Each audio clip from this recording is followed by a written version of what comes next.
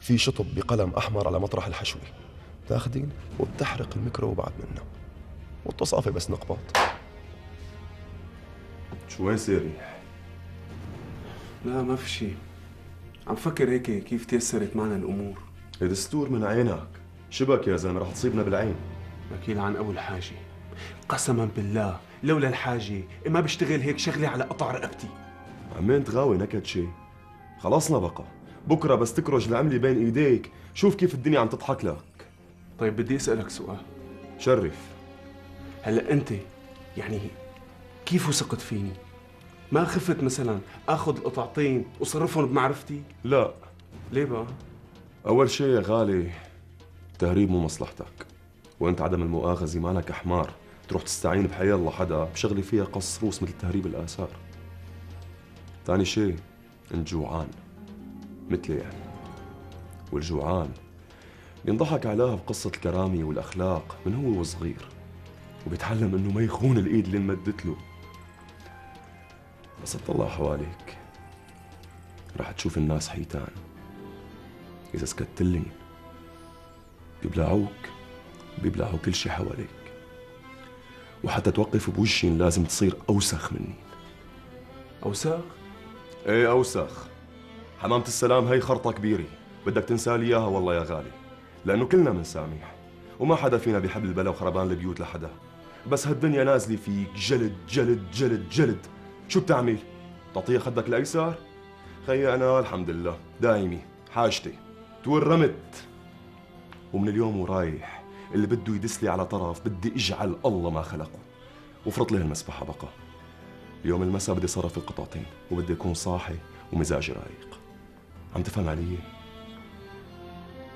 ايه.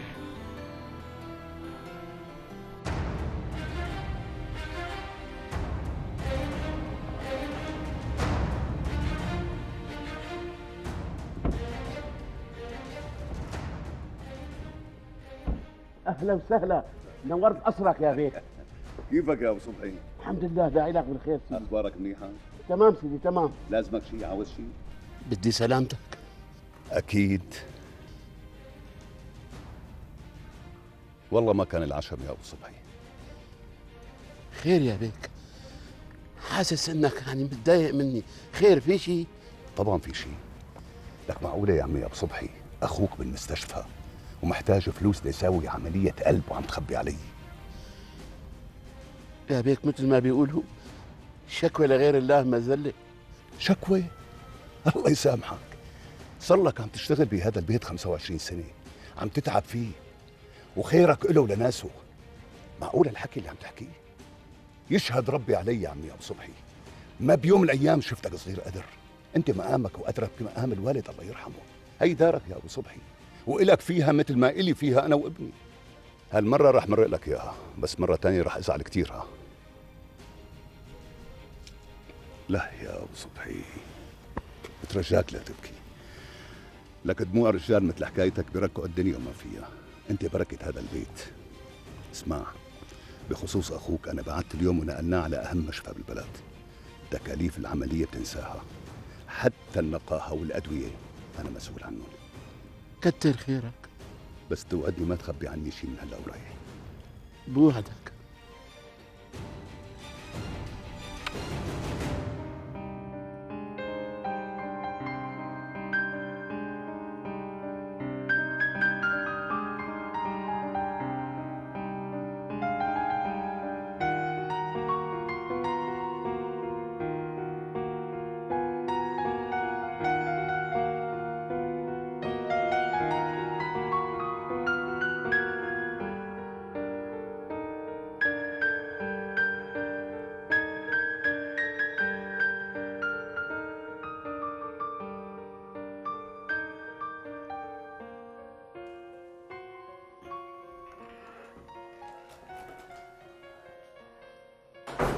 اهلين ام ربيع. اهلين يا بيك. ورد وينه؟ قاعد بمرسم. والغدا؟ 5 دقايق بكون على الطاولة. انا ميت من الجوع، طالع شوفه ما عادش وانزل. الجوع. اهلين نرجس. يعطيك العافية. كيفك يا حسنة؟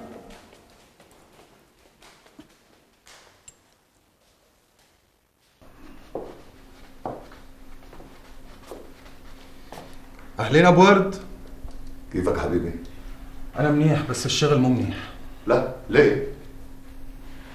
هي ثالث لوحة بقرر كبها خلال شهر. بس شايفك عم تكمل. ما بتعرف، بلكي طلعت معي شي فكرة قبل ما كبها بالزبالة. لا. وأنت كمان شكلك ما عجبتك. ليش هيك عم تحكي؟ لو كانت عجبتك كنت حملتها ومشيت فيها على الضوء مثل العادة وأعطيتني شي 12 ملاحظة أو تفصيل مشان أشتغل عليهم. لا تزيد أنت الثاني، هي شوية تصورات شكلية مو أكثر. يا سيدي لا تزعل، راح شوفها. ها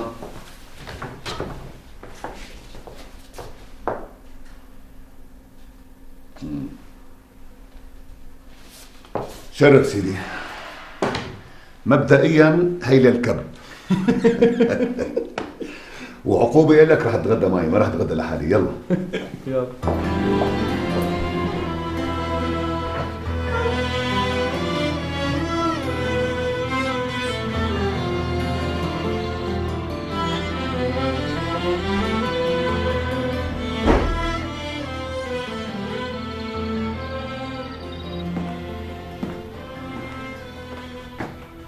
مرقت على المدرسة وما لقيتك.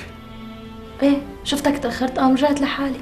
مرة تانية بتنطريني قدام باب المدرسة، ما بتتحركي ولا متر واحد لاجي أنا واخدك، فهماني؟ بابا شبك؟ لك لا تقاطعيني لما بكون عم بحكي وعم بلتعن، فهماني ولا لا؟ أنا آسفة، لو عرفان الموضوع بده يضايقك لهالدرجة كنت ما عملت هيك. المرة الجاية بضلي ناطرتك على الباب، منيح؟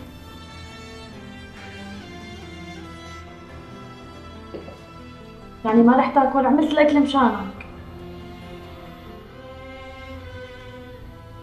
صوتك زعلان؟ لا ماشي الحال. طيب رح تقوم تغسل ولا تعمل بإيدك؟ أنا بقوم غسل.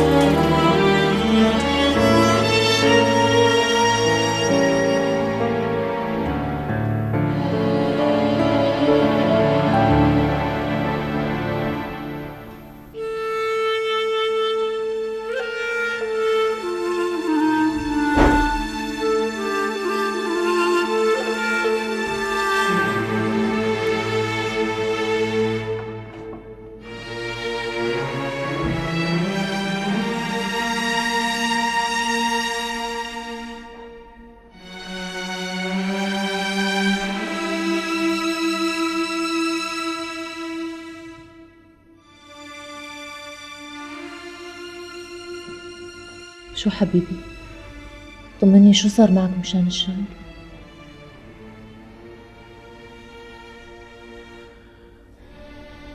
بدهم يشغلوني زمان.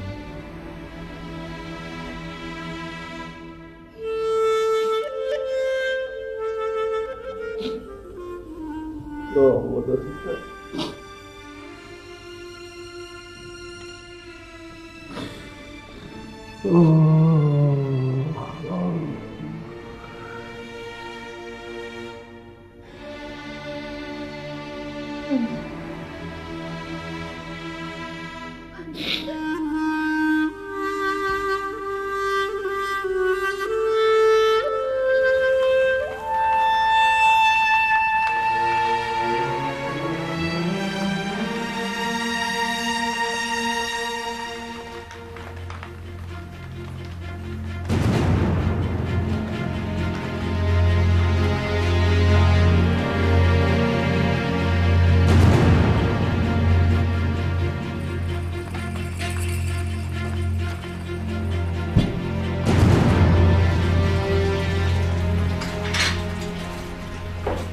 مرحبا مول. أهلا خيي. كيفي؟ تمام الحمد لله، كيفك؟ ماشي الحال. شو كيف كانت الجامعة اليوم؟ منيحة، في شيء جديد روتين. خير ان شاء الله. ليك يا وليد، ايش قد بقي معك مصاري؟ بقيان منيح يعني شيء 1500 ليرة. ايوه. ليكون ناقصك شيء ما تخبي علي ها. معقولة أنا خبي عليك؟ أنت بتقفرني من تطليعة. ماشي. اليوم المساء نازل على بيروت، لازمك شيء؟ علمي وقفت الشغل على الخط بعد ما انحرق السرفيس. استعار سرفيس رفيقي، جايتنا رزقة منيحة منه. طيب محرزة تسافر بالليل؟ الخبز أبي جيب بلاش يا أمال. طيب أي ساعة مسافر؟ يعني عشية 9 المساء. الله يوفقك خيي، دير بالك على الطريق، وليك لا تأسرع، يعني ما انك مستعجل على شيء، شوي شوي. لك خلاص والله حاسك مثل ستي صرتي.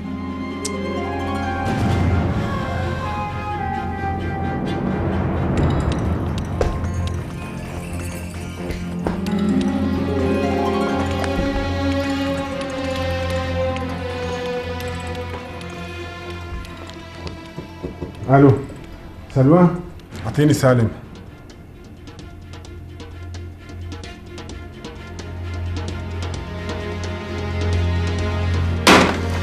كلاب كلاب كلاب. خير معلم، في شيء صاير شيء؟ اطلع لبرا، اطلع لبرا. امرك.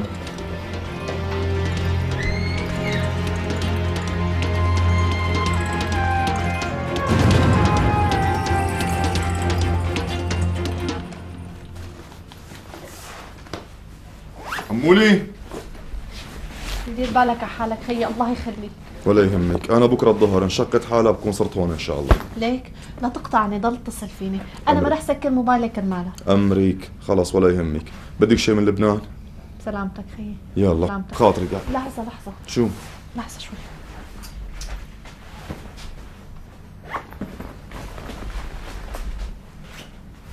شو هاي؟ برد كتير برا خيي. خلص أمريك. يلا بدك شيء؟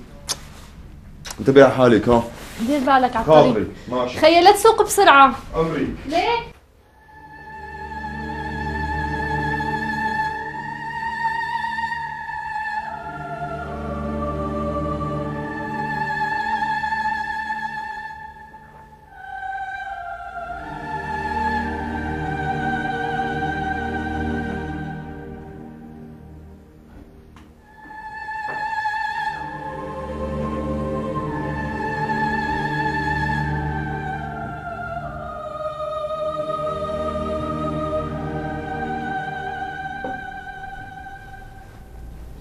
يا عدرا،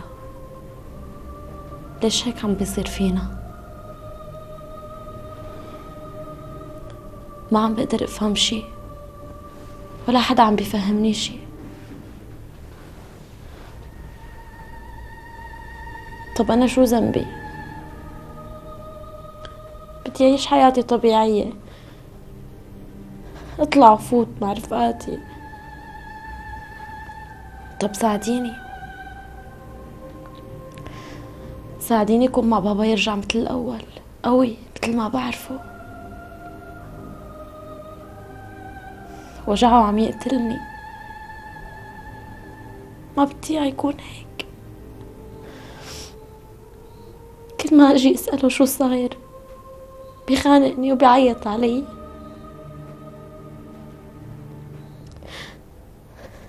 اشتقت لأمي،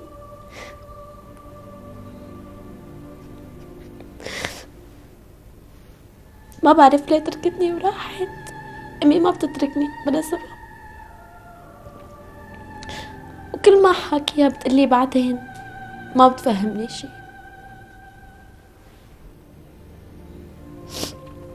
يا عدرا، انتي شفيعة الحزانة والمساكين،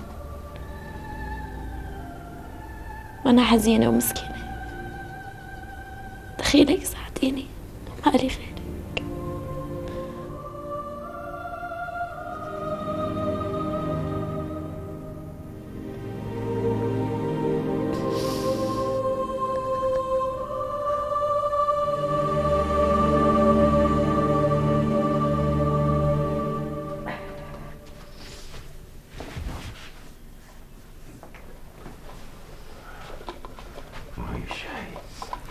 حسبت حسابك.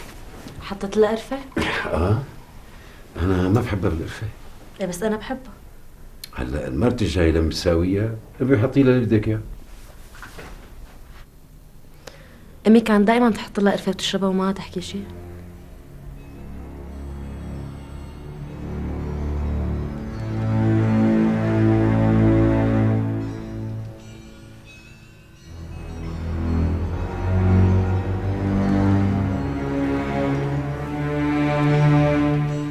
تصبحي على خير.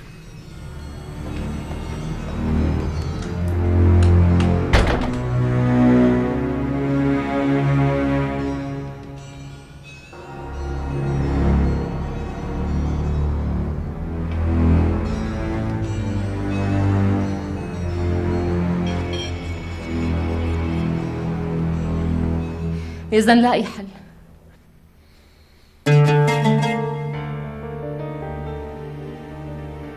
شو بك؟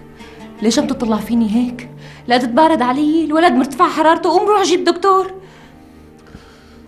قلت لك اعطيه خافض حراره. لك هذا ولد صغير ما فيني اخبص له بالادويه، جسمه ما بيتحمل. اجليها لبكره. الدنيا هلا اخر الليل واصلا ما فيني لاقي دكتور يرضى يجي معي لهون على الحاره بهيك وقت. لك هذا ابنك يا الله، لك ابنك هاد. ولك خلصنا بقى، خلصنا قسما بالله العظيم ما في بجيبتي غير 200 ليره. لك شو بدك كان يساوي؟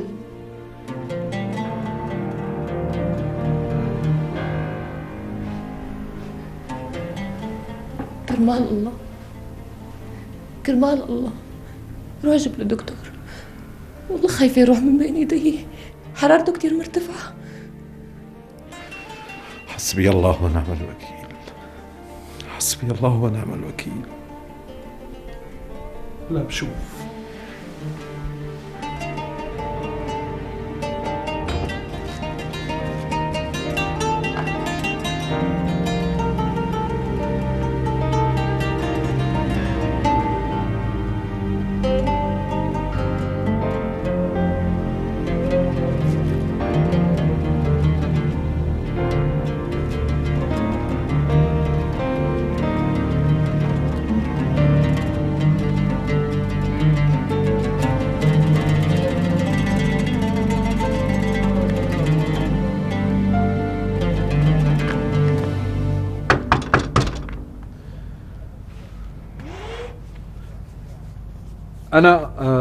أنا يزن جاركم.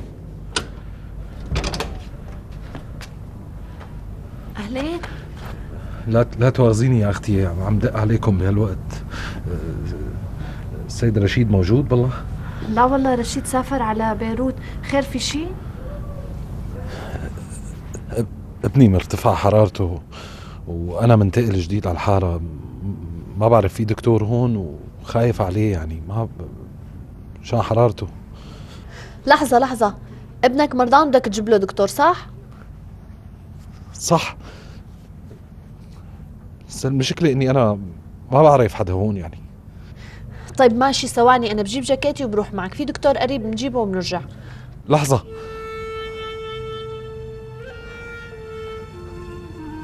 بس انا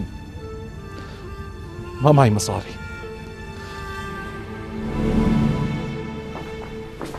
لا تواخذنا يا دكتور، لبكناك معنا وجبناك باخر هالليل. بسيطة، الأدوية اللي كتبت لكم عليها بتلتزموا فيها وبكمية الجرعات، وغير هيك الصبي لازم يضل دفيان وما ينترك بالبرد أبدا. على كل حال رقم موبايلي صار عندكم، أي شيء بيصير تتصلوا فيني فورا. تفضلت علينا، شرف. تفضل. معافى. الله يعافيك.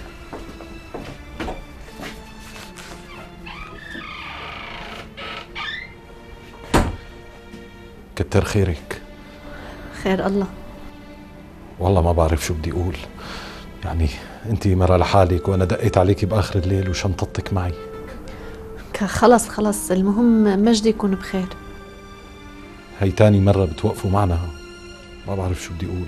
الله يقدرني ويرد لكم هالجميل. ولو الناس لبعضها. بعدين انت لازم تدور على صيدلية مناوبة مشان تجيب الدواء لمجد. و انا تركت شوية مصاري مع نادين. الله يطول بعمرك، كتر خيرك، بس هيك كتير يعني. تصبح على خير. انتي من اهله.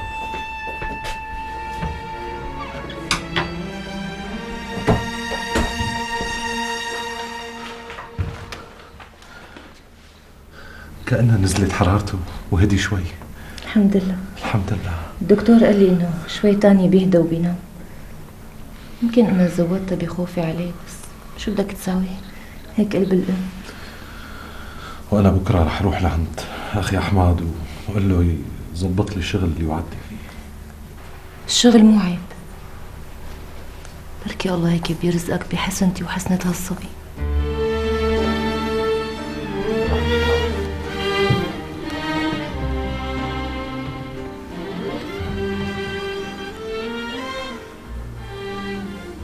صحيح، هي 1000 ليرة حق الدواء.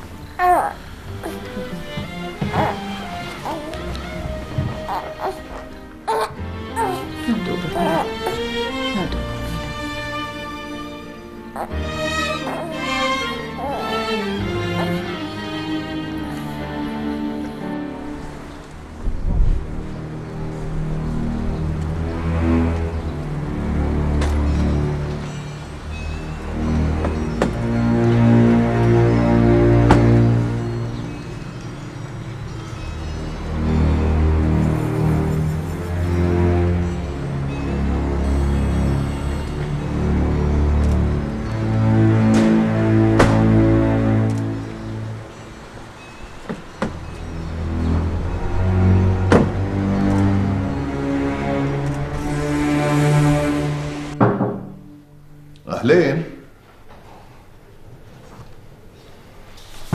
شايفك صاحي. قلقت وما قدرت نام، قلت بطل عليك، إذا ما كنت كتير مشغول بتلعبنا دق شطرنج. أيوة، بيعجبني كفاحك. عم تتمسخر؟ ما في شجرة وصلت لربها، وطالما أنا عم ضل ألعب إجباري رح أتحسن، ورح يجي يوم إلك فيه بح كش مات. أكيد رح يجي يوم، بس مو هذا اليوم. ما بتعرف والله. لحظة قبل ما نبلش اطفي موبايلك. حاضر. مضطر جاوب. الو. ايه سافر؟ بدي الرسالة بكرة الصبح على طاولة مكتبي. الله معك. شرف سيدي. وهي حطيناها على الصامت. لحظة لأجيب الشطرنج.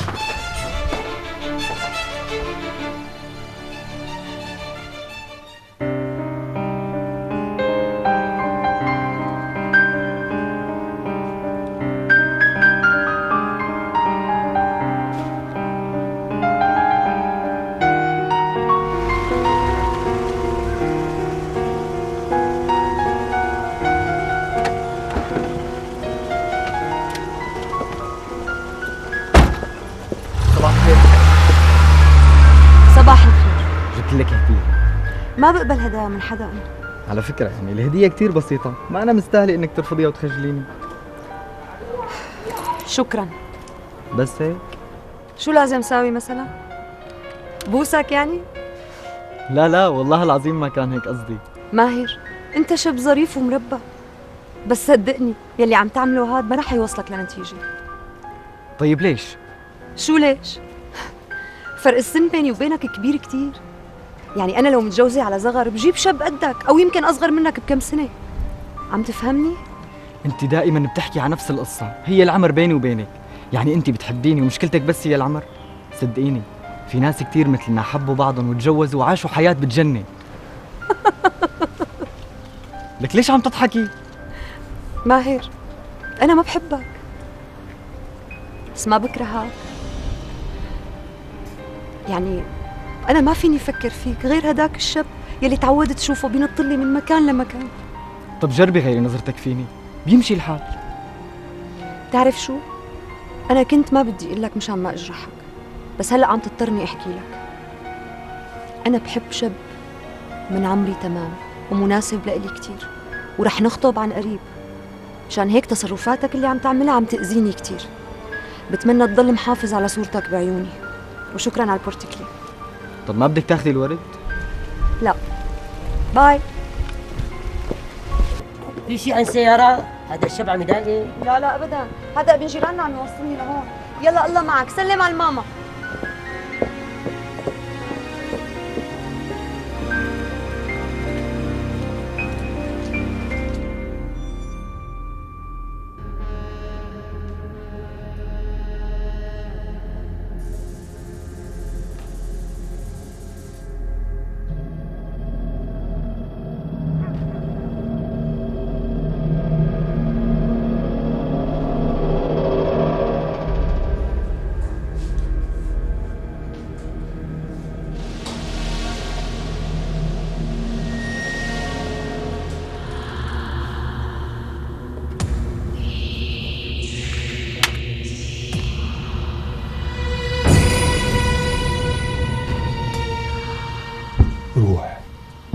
وإذا سألك شو جرمك قل له إنه أنت عنصر من حرس الحدود، اختلفت مع الضابط ونزلك لهون عقوبة غير معلنة.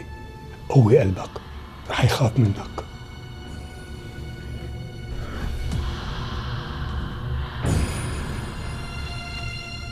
الحمد لله على السلامة. الله يسلمك. شو جابك أحينا؟ والله هالرجلين. اسمعوا لك، بجاوب عد السؤال ولا رجليك هدول بحملك اياهم على كتافك، فهمت؟ لا ما فهمت. وبدك تقص ولا لسان ولا بدي ضايقك عن جد؟ انت بدك تضايقني ولك جربوع. اسمع ولا، انا اسمي رشيد، عنصر درك الحدود، متقاتل مع الضابط وواصلي معي للشيطان الرجيم ومنزلني عقوبة غير معلنة. قسما بالله بتطلع المجنون وتطلع الفشي كلها براسك ها، وبخربط لك واجهتك تخربط، ما تفهم علي؟ بدك ما تاخذنا، اللي ما بيعرفك بيجهلك، سامحنا مشان الله. الله يسامحك.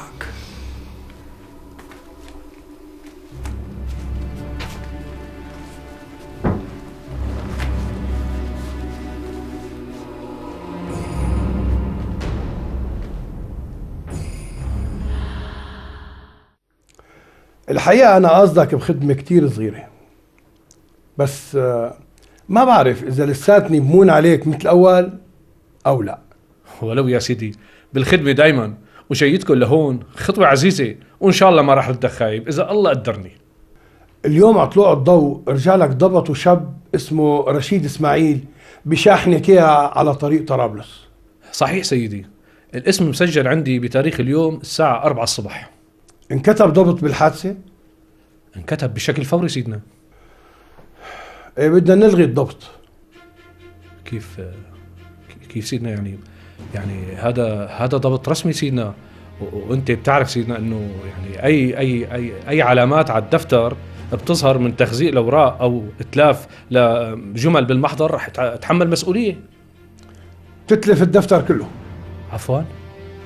بتجيب الشباب وبتخليهم ينقلوا كل محتويات الدفتر القديم على دفتر جديد، وبنفس التواريخ القديمة وتوقيع المضبوطين نحن بنزورها، لا تاكل هم.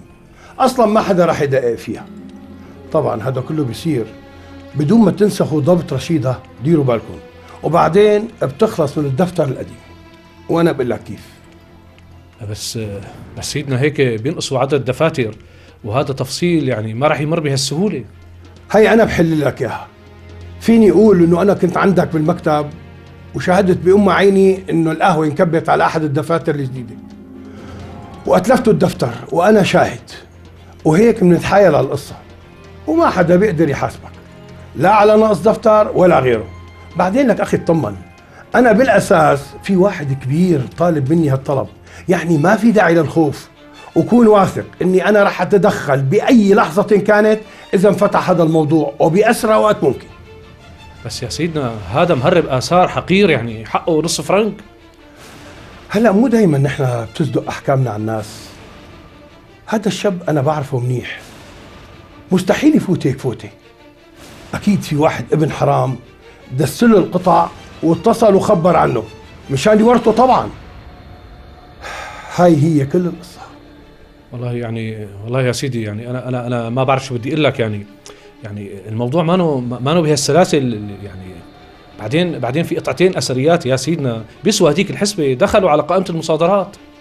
جبنا خبير وكشف عليهم وطلعوا القطعتين مقلدات، يعني ما لهم قيمه، وهيك بصير في عنا مجال نقدر نبدلهم بقطعتين تانيين ما لهم قيمه فعلا. وفرطت يا عرب. شوف، انا لو ما بعرفك ابو ضاي وفي ما قصدتك، عندي احساس انك ما رح تخيبني ابدا، وانا اكيد مع الايام رح شلك اياها.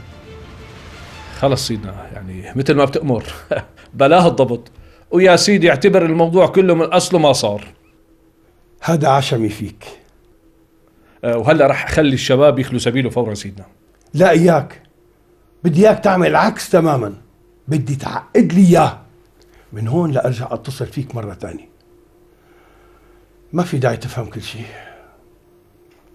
انا بدي هالخدمتين منك. خلص سيدنا، انا تحت تصرفك، واللي طلبته رح يتنفس بالحرف الواحد. عن اذنك سيدنا. تفضل. 2 زهورات يا ابني بسرعه.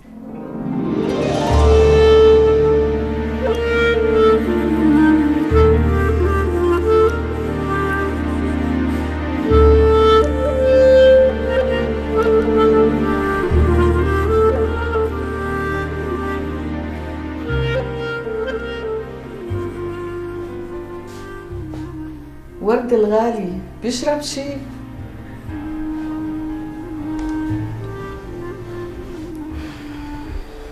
أم ربيع، عيونا احكي لي عن أمي. تقبرني والله خلصوا حكاياتي، كل شي بعرفه حكيت لك اياه، ولا حابب تسمع أي شي؟ حلوة رسمتي؟ كتير حلوة تقبرني، يسلموا إيديك. الله يرحم ترابة، صاير كتير عم تتذكرها. ايه، كل ما كرهت الظلم أكتر بصير بتذكرها. والله يا ابني هذا قدر رب العالمين. أنا ما بآمن بالقدر وما بآمن بعدالة الدنيا. استغفر ربك يا ورد. أنا ما عم بكفر، بس كل ما بتذكرها بيتقطع قلبي. ليش يعني؟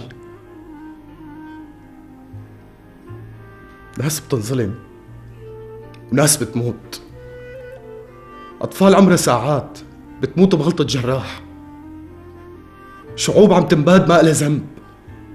شو هالعدالة هي؟ كل هذا قدر؟ شو هالقدر هذا اللي بياخد منا بس الضحكة والناس اللي بنحبهم؟ ورد، شو ذنب أمي؟ هي ضحت بحالها كرمالي. بالأساس ما كان صار اللي صار لو بابا سمع منا. كان ضروري هي تموت حتى يتغير ويحس إنه في ناس حواليه بيفكروا بيحسوا بيتوجعوا. بس أبوك ما في منه. صار ما في منه، وعم يطلب السماح عن روحها بأنه يعاملني ويعاملك ويعامل كل الناس مثل ما هي بتحب. بس أنت بتعرف إنه أبوك كتير بحبك. وأنا بحبه كتير. مشان هيك بلحظة بضحك له بيكون فيها قلبي من جوا عم يبكي. هو بس يشوفني مبسوط وبيرتاح، بحسه إنه عم يرضي روح ماما. أنت حاقد شي على أبوك لك ابني؟ أكيد لا، أنا مالي غيره بالدنيا. لهفته علي أحيانا بتخجلني، بس اطلع بعيونه بحسه بكل ثانية عم بيقول لي آسف، آسف 1000 مرة. والله يا ابني أبوك أطيب رجال بالعالم. بعد ما توفت أمك ندر حاله إلك، وأنت بتعرف ما في شي بيلزمه إذا هو ما بده. بعدين أنت اللي بقيت له من ريحة المرحومة. معلش ام ربيع، أنا ضجت شوي والموضوع كان له فترة براسي، كان لازم فش خلي. بتشربيني شاي؟ تكرم عيونك يا غالي.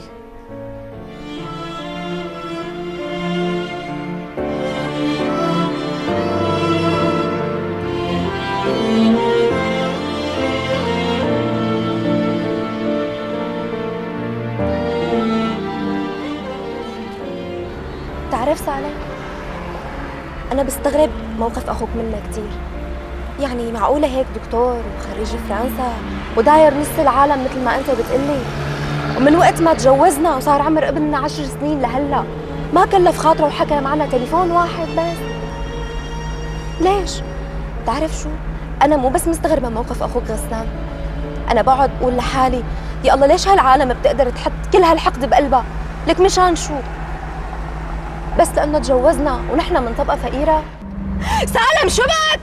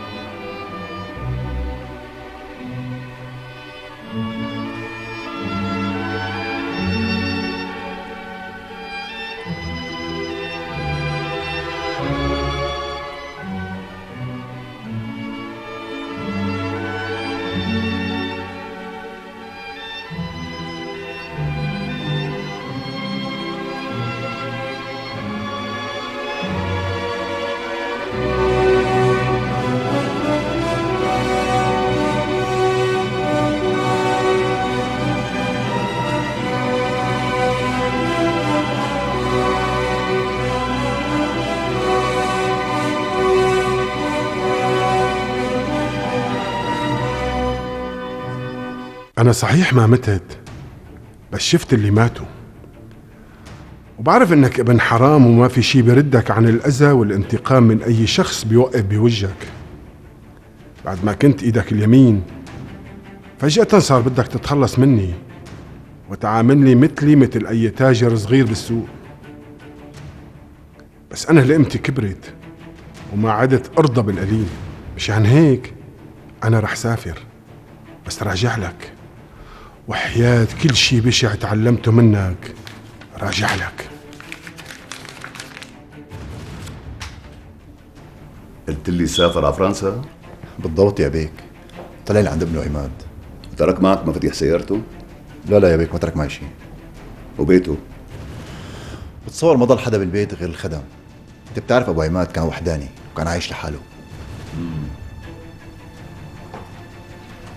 تايلاندي. الله معك.